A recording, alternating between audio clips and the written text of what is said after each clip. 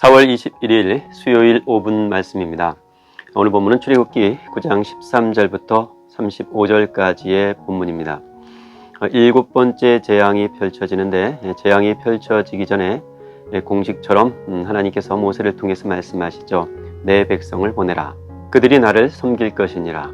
내가 너와 내 신하와 내 백성에게 재앙을 내려서 온 천하에 나와 같은 신이 없다는 것을 알게 해주겠다. 이렇게 재앙을 예고하시죠. 그리고 재미있는 말씀을 하나 덧붙이시는데, 다섯 번째 재앙이 가축들에게 전염병이 돌아서 가축들이 다 죽는 재앙이었습니다. 가축들에게 돌았던 전염병이 사람에게 옮겨가지 않았던 이유, 그래서 바로와 그의 백성들이 살아남은 이유를 하나님께서 들려주시죠. 내가 너를 세웠음은, 즉 너를 살려둔 까닭은 나의 능력을 내게 보이고 내 이름이 온 천하에 전파되게 하려 함이라. 하나님께서 모세와 아론을 통해 보이신 거듭된 재앙에도 불구하고 바로는 계속해서 완악한 마음을 보였고 또 하나님께서 끝내 그의 마음을 완악하게도 하셨습니다.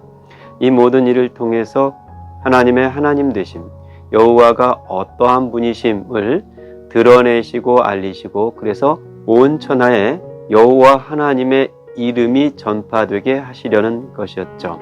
바로는 완악했고 또 교만했지만 하나님께서 그 완악함과 교만함을 통하여 하나님의 어떠하심을 온 천하에 드러내실 것이었습니다. 일곱 번째 재앙은 우박 재앙입니다.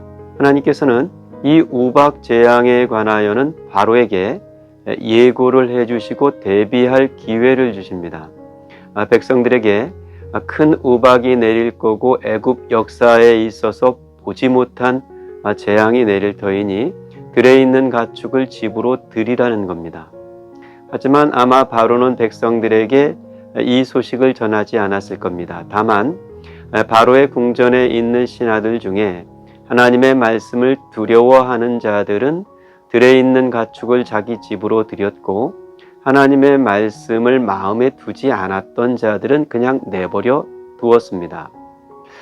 어떤 이들은 애굽 사람임에도 불구하고 하나님의 말씀을 두려워하는 자들이 있고, 또 더러는 이스라엘 사람들도 하나님의 말씀을 두려워하지 않기도 합니다. 내가 애굽 사람인가 이스라엘 사람인가 보다도 더 중요한 것은 내가 하나님의 말씀을 두려워하는가, 그 말씀을 마음에 두지 않는가 하는 것이겠습니다. 모세가 하늘을 향하여 지팡이를 들자 하늘에서 우박이 떨어지고 불이 내립니다.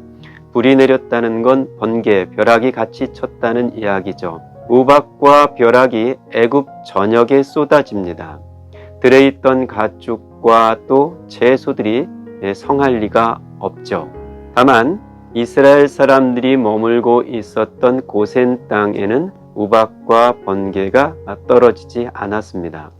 그 모습을 지켜본 바로가 드디어 진심이 담긴 듯한 항복 선언을 합니다. 이번은 내가 범죄하였노라. 여호와는 의로우시고 나와 내 백성은 악하도다. 기다렸던 고백이고 이 고백에 잇대어서 이스라엘 백성을 내보내 주어야 했습니다.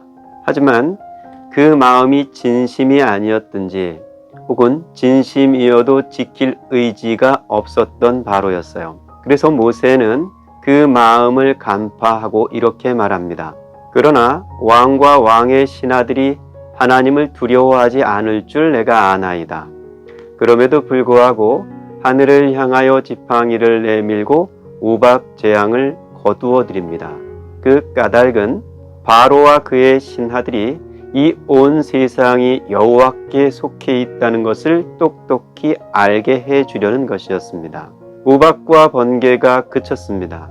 우박이 그친 걸 본 바로가 내가 범죄하였다는, 여호와는 의로우시고 나와 내 백성은 악하다는 고백을 거두어 드립니다. 그리고 끝내 이스라엘 백성들을 내어 보내질 않습니다. 오늘 본문은 그 모습이 바로의 범죄였다고 적고 있고 바로의 완악한 마음이었다고 소개합니다.